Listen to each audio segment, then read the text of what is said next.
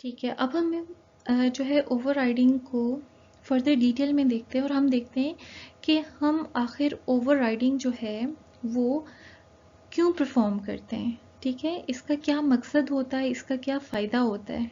ठीक है, और हम आखिर ऐसा क्यों करते हैं कि हम वही फंक्शन जो है वो बेस क्लास में डिफाइन कर रहे हो और वही फंक्शन फिर हम जो है वो ड्राइव्ड क्लास में डिफाइन कर रहे हो।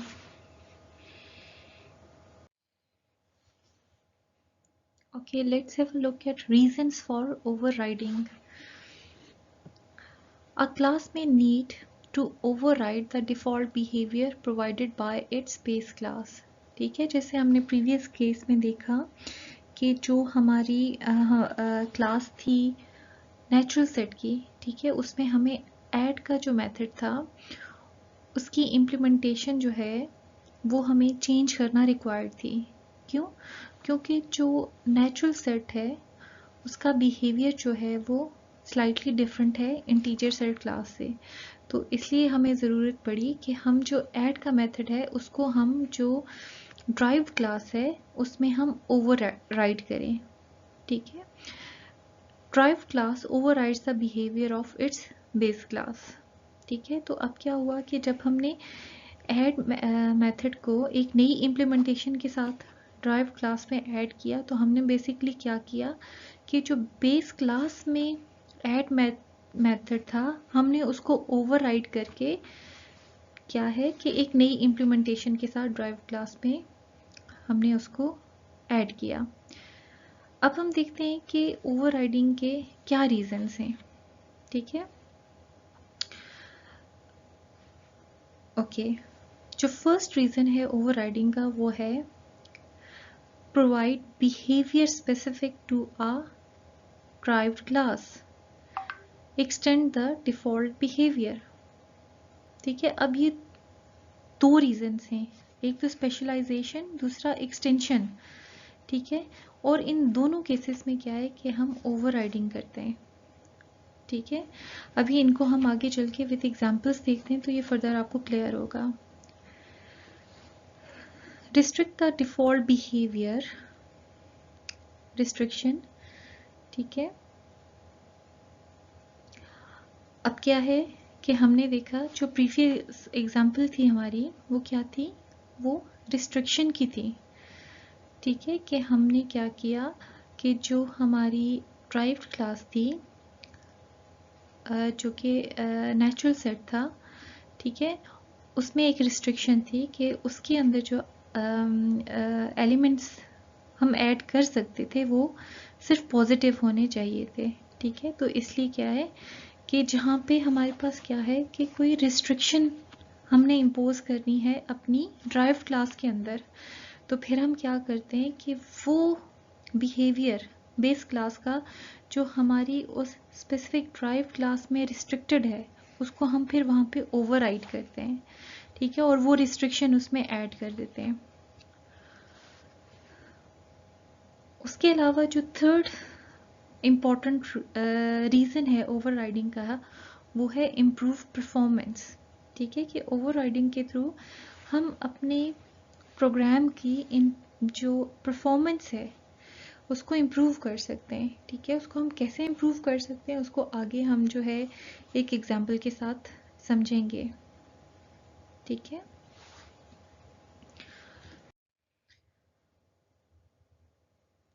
ओके, सबसे पहला रीज़न जो कि हम बहुत कॉमनली जिस रीज़न की बेस पे हम जो है वो अपने मॉडल के अंदर जो है वो फंक्शन ओवरराइडिंग कर रहे होते हैं वो है स्पेशलाइजेशन।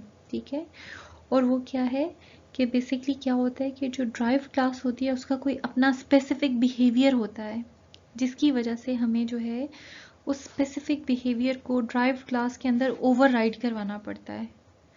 ठीक है, फॉर एग्जांपल अगर हम इसी एग्जांपल को देखते हैं जिसमें देखो आप हमारे पास क्या है कि शेप जो है वो बेसिकली एक बेस क्लास है।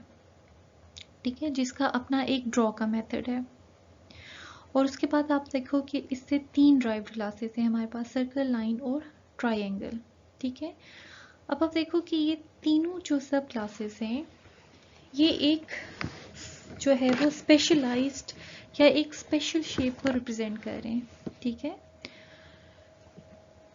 अब आप देखो कि अगर हम सर्कल की बात करते हैं, ठीक है, तो एक सर्कल को जो ड्रॉ करने का मेथड है वो क्या है, कम्प्लीटली डिफरेंट है, ठीक है। सेंटर को ड्रॉ करने के लिए क्या रिक्वायर्ड होता है, सेंटर और रेडियस, तो उसके बेस पे हम ड्रॉ कर रहे होते हैं। तो आप देखो कि सर्कल को ड्रॉ करने का मेथड जो है या इम्प्लीमेंटेशन जो होगी या जो बिहेवियर है वो कम्प्लीटली डिफरेंट होगा, ठीक है। तो ऑब्वियसली जब हमने सर्कल को ड्रॉ करवाना है तो उसके लिए हमें उसका अपना स्पेसिफिक बिहेवियर यहाँ पे ओवरराइड करना पड़ेगा, ठीक है। और शेप जो है जो हमारी यहाँ पे बेस क्लास है, ठीक है, वो हो सकता है कि शेप जो है वो लेट से शेप को ड्रॉ करवाने का मतलब है एक डॉट को ड्रॉ करवाना, ठीक है। क्योंकि अगर हम शेप को देखते हैं तो शेप तो ऐसे हमारे पास कोई ऑब्जेक्ट नहीं है, ठीक है। लेकिन आप देखो कि शेप की जो फर्दर यहाँ पे हमारे पास सब क्लासेस हैं वो कोई स्पेशलाइज्ड ऑब्जेक्ट फॉर्म कर रही हैं, और उन सब ड्राइव क्लासेस में हमारे पास ड्रॉ मेथड जो है उसको ओवरराइड करना रिक्वायर्ड है। क्यों? क्योंकि इन सब जो सब क्लासेस हैं या जो ड्राइव क्लासेस हैं उनका ड्रॉ का बिहेवियर जो है वो कम्प्लीटली डिफरेंट है। इसी तरह आप देखो कि अगर जब हमने लाइन को ड्रॉ करवाना है तो लाइन को ड्रॉ करने का मैकेनिज्म जो है वो कम्प्लीटली डिफरेंट है, और ऑब्वियसली हमें ड्रॉ के मेथड में हमें उस बिहेवियर को ऐड करना पड़ेगा। सिमिलरली आप देखो कि ट्राइंगल को अगर हमें ड्रॉ करवाना है तो ट्राइंगल के अपने स्पेसिफिक पैरामीटर्स हैं जिसकी बेस के ऊपर ट्राइंगल जो है उसको ड्रॉ कराया जाता है। तो आप देखो कि क्या है कि अब ट्राइंगल के केस में जब हमने ट्राइंगल को ड्रॉ करवाना है तो उसकी इम्प्लीमेंटेशन जो है वो कम्प्लीटली स्पेशलाइज्ड होगी, और वो कम्प्लीटली जो है किन पैरामीटर्स पे बेस करी होगी, जिनके ऊपर ट्राइंगल जो है वो हम ड्रॉ करते हैं, ठीक है। तो इस तरह आप देखो कि क्या है, जब भी इनहेरिटेंस में हमारे पास स्पेशलाइजेशन है, ठीक है, कि जो सब क्लास है वो बेस क्लास की एक स्पेशल फॉर्म है, ठीक है, तो फिर जो उसके अपने स्पेसिफिक फंक्शंस हैं उनको हमें रीड्रॉ करवाना पड़ता है, ठीक है, उनको हमें जो है ओवरराइड करना पड़ता है।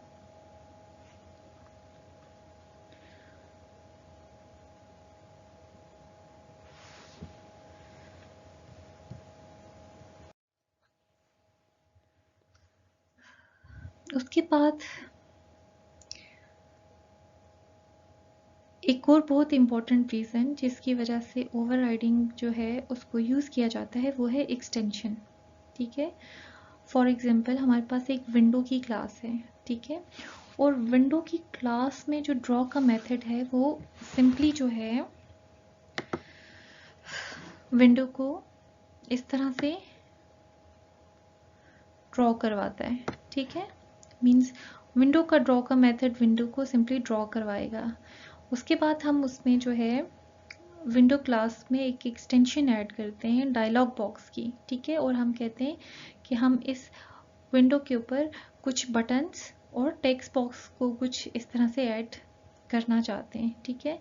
तो अब क्या है कि अब आप देखो ये जो डायलॉग बॉक्स का ड्रॉ का मेथड है उसमें हमें इस विंडो को भी ड्रॉ करवाना रिक्वायर्ड है, प्लस हमें कुछ और जो डायलॉग्स हैं वो इसके ऊपर जो है वो ड्रॉ करवाना है। तो हम इस केस में क्या करते हैं कि हम इन्वोक करेंगे विंडोज़ का ड्रॉ का फंक्शन यहीं पे, ठीक है, ड्राइव क्लास में, और प्लस क्या है कि हम इस ड्रॉ के अंदर मेथड के अंदर कुछ अपनी इम्प्लीमेंटेशन देंगे जिसकी बेस के ऊपर ये बटन्स और टेक्स्ट बॉक्सेस और ये मेन्यूज़ वगैरह जो हैं वो इस विंडो के ऊपर ड्रॉ हो रहे होंगे, ठीक है। तो ये क्या है, ये एक्सटेंशन है, ठीक है, कि एक क्लास बेस क्लास उसका जो मेथड जो बिहेवियर एग्जिबिट कर रहा है, ठीक है, या जो उसके मेथड की जो फंक्शनैलिटी है हम उसको भी यूज़ करें, प्लस कुछ एडिशनल फंक्शनैलिटी उसमें ऐड करके हम उसी बिहेवियर को हम जो है वो एक्सटेंड करके यूज़ कर रहे हैं, तो वो क्या है, एक्सटेंशन है। ठीक है, तो अगेन आप देखो यहाँ पे क्या है कि डायलॉग बॉक्स का भी ड्रॉ का मेथड है। ठीक है, लेकिन वो क्या है, ये ड्रॉ का मेथड जो है वो विंडो को भी ड्रॉ करवाएगा और प्लस इसके ऊपर जो ये डिफरेंट डायलॉग बॉक्सेस हैं उनको भी जो है वो ड्रॉ करवाएगा। तो ये क्या है, ये एक्सटेंशन है। ठीक है, एक्सटेंशन को अभी हम आगे चल के C# में इम्प्लीमेंट भी करेंगे, तो आपको जो है ये बेहतर तरीके से समझ में आएगा कि एक्सटेंशन जो है वो उसका एग्जैक्टली क्या मतलब है और किस तरह से हम जो है वो बेस क्लास की फंक्शनैलिटी को ड्राइव क्लास में किसी मेथड के अंदर, किसी मेथड को जब हम ओवरराइड कर रहे हैं, ठीक है, हम बेस क्लास के किसी मेथड को जब ड्राइव क्लास में ओवरराइड करें तो हम उसमें बेस क्लास की फंक्शनैलिटी को रीयूज करते हुए कुछ और फीचर्स भी ऐड कर सकते हैं। ठीक है, तो इसको एक्सटेंशन कहते हैं कि हम क्या करें कि हम अब इस केस में क्या है कि जो ड्रॉ का मेथड है वो कम्प्लीटली न्यू इम्प्लीमेंटेशन नहीं दे रहा, बल्कि वो क्या कर रहा है, वो इस ड्रॉ के मेथड की इम्प्लीमेंटेशन को भी यूज़ कर रहा है प्लस अपनी भी दे रहा है। ठीक है, लेकिन क्या है कि यहाँ पे ये ओवरराइड कर रहा है। ठीक है, कि ड्रॉ के मेथड को हम दोबारा डिफाइन करें। ठीक है, तो इस केस में ओवरराइडिंग क्या है, वो एक्सटेंशन भी कर रही है।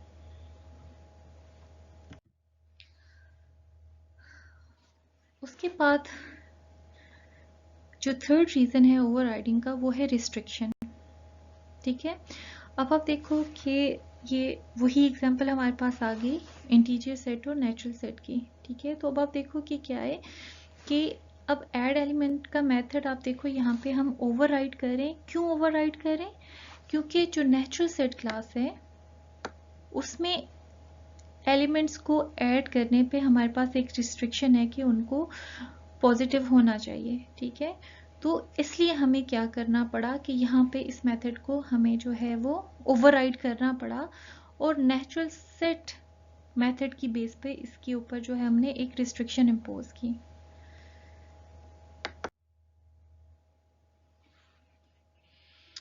ठीक है, उसके बाद हमने बात की थी कि एक और बहुत इम्पोर्टेंट रीज़न जिसकी वजह से मेथड ओवरराइडिंग की जाती है वो है इम्प्रूव परफॉर्मेंस। ठीक है, अब किस तरह से हम इम्प्रूव कर सकते हैं परफॉर्मेंस अपनी एप्लीकेशन को, उसको हम समझने की कोशिश करते हैं। फॉर एग्जांपल हमारे पास जो है एक बेस क्लास है शेप। ठीक है, और हम उससे जो है सर्कल क्लास को ड्राइव करें। ठीक है, अब आप देखो कि क्या है कि जो शेप क्लास है उसका ड्रॉ का मेथड है। ठीक है, और सर्कल क्लास में हम क्या करें, ड्रॉ के मेथड को ओवरराइड करें। ठीक है, ये तो हो गया क्यों, क्योंकि सर्कल जो है उसको ड्रॉ करने का अपना बिहेवियर है, अपनी एक उसकी स्पेसिफिक इम्प्लीमेंटेशन है जो हम यहाँ पे ओवरराइड करेंगे। ठीक है, लेकिन यहाँ पे जो चीज़ इम्पॉर्टेंट है समझने के लिए वो ये है रोटेट। ठीक है, अब देखो शेप के अंदर रोटेट का फंक्शन है। ठीक है, और जब भी हम इस फंक्शन को कॉल करेंगे तो ये मेथड क्या करता है कि जो भी ऑब्जेक्ट है उसको वो 90 डिग्री पे जो है वो रोटेट कर देता है। ठीक है, लेट्स से अगर ट्राइंगल है तो उसको 90 डिग्री पे रोटेट कर देगा। ठीक है, कोई लाइन है तो उसको 90 डिग्री पे रोटेट करके मीन्स उसके अंदर रोटेशन लाएगा। लेकिन अगर हम सर्कल की बात करते हैं तो आप देखो सर्कल के अंदर तो रोटेशन जो है वो मीनिंगलेस होती है। ऐसा ही है ना, उस सर्कल को जिस मर्जी एंगल पे आप रोटेट करो सर्कल वैसा ही रहता है। ठीक है, तो हम अब परफॉर्मेंस को कैसे इम्प्रूव कर सकते हैं कि हम बजाय इसके कि जब भी कोई जो यूज़र है वो सर्कल को रोटेट की कमांड दे और वो जाके एक्चुअल 90 डिग्री पे रोटेट होके हमें वही सर्कल दिखाए, तो हम क्या करते हैं कि हम इसकी परफॉर्मेंस को इम्प्रूव कर देते हैं। ठीक है, कि हम इस रोटेट के मेथड को यहाँ पे ओवरराइड करते हैं। ठीक है, और हम इसको जो है नल ऑपरेशन दे देते हैं। मीन्स कि इसके अंदर हम जो है वो कोई इम्प्लीमेंटेशन नहीं देते कि अब सर्कल के अंदर जब रोटेट का फंक्शन कॉल होगा तो सर्कल में कोई मूवमेंट, कोई फंक्शनैलिटी परफॉर्म नहीं होगी। ठीक है, मीन्स हमारे एप्लीकेशन में भी कोई कंप्यूटेशन नहीं होगी। ठीक है, और एवेंचुअली क्या होगा कि हमारी परफॉर्मेंस जो है एप्लीकेशन की वो फास्ट हो जाएगी। ठीक है, तो अब आप देखो कि क्या है कि हमने परफॉर्मेंस किस तरह से इम्प्रूव की कि सर्कल के केस में रोटेट का बिहेवियर जो है वो बेसिकली मीनिंगलेस है। ठीक है, तो हमने क्या किया कि इस मेथड को यहाँ ओवरराइड करके इसको हमने नल ऑपरेशन दे दिया। मीन्स कि इसको बिल्कुल ब्लैंक रोटेट का मेथड लिखा एज इट इज जैसा कि इसके अंदर है, और उसके अंदर हमने कोई इम्प्लीमेंटेशन नहीं दी। ठीक है, तो अब क्या है कि जब उस रोटेट के फंक्शन को कॉल किया जाएगा तो कोई कैलकुलेशन कुछ भी परफॉर्म नहीं होगा क्योंकि उसके अंदर कोई इम्प्लीमेंटेशन नहीं है। ठीक है, और प्लस क्या है कि जो हमारा डिजायर्ड ऑपरेशन है वो भी हो रहा होगा कि फंक्शन जब सर्कल जब रोटेट होता है तो उसमें ऑब्वियसली कोई एपरेंट चेंज नहीं होता, तो वो हमें वहीं उसी तरह से दिखाई देगा। ठीक है, तो इस तरह से हम जो है वो ओवरराइडिंग को जो है परफॉर्मेंस को इम्प्रूव करने के लिए भी यूज़ करते हैं। ठीक है, और इस तरह के सिमिलर केसेस हमारे पास जो है बहुत सी क्लासेस में आते हैं। ठीक है, और स्पेशली जब हम आगे चल के पॉलीमॉर्फिज्म को स्टडी करेंगे तो वहाँ पे आपको ये चीज़ ज़्यादा जो है वो क्लियर होगी कि क्यों ऐसा होता है कि हमें जो है वो एक जैसे फंक्शंस डिफरेंट क्लासेस में डिफाइन करने पड़ जाते हैं। ठीक है, ड्राइव्ड क्लासेस में, और उसका एक मकसद होता है, उसकी एक अपनी यूटिलिटी होती है। ठीक है, और ओवरराइडिंग के थ्रू क्या है कि हम इस चीज़ को हैंडल कर सकते हैं।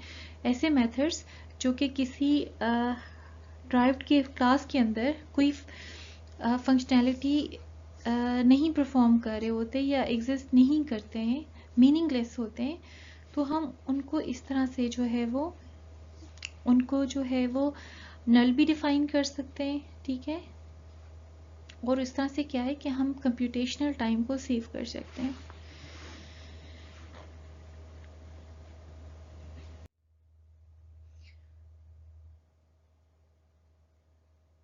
अब यहाँ पे जो सबसे इम्पोर्टेंट पॉइंट है ओवरराइडिंग के हवाले से वो क्या है, the concept of overriding can only be implemented in inheritance. ठीक है, अब ओवरराइडिंग सिर्फ कहाँ पे जो है वो एप्लीकेबल होती है, जहाँ पे हमारे पास इनहेरिटेंस है कि हमारे पास एक बेस क्लास है और ड्राइव्ड क्लास है। ठीक है, और हम सेम मेथड जो बेस क्लास का है वो ड्राइव्ड क्लास के अंदर हम उसको जो है वो रीडिफाइन करें, हम उसको ओवरराइड करें। ठीक है, तो ओवरराइडिंग जो है वो हमेशा जो है वो हम इनहेरिटेंस में ही यूज़ करते हैं।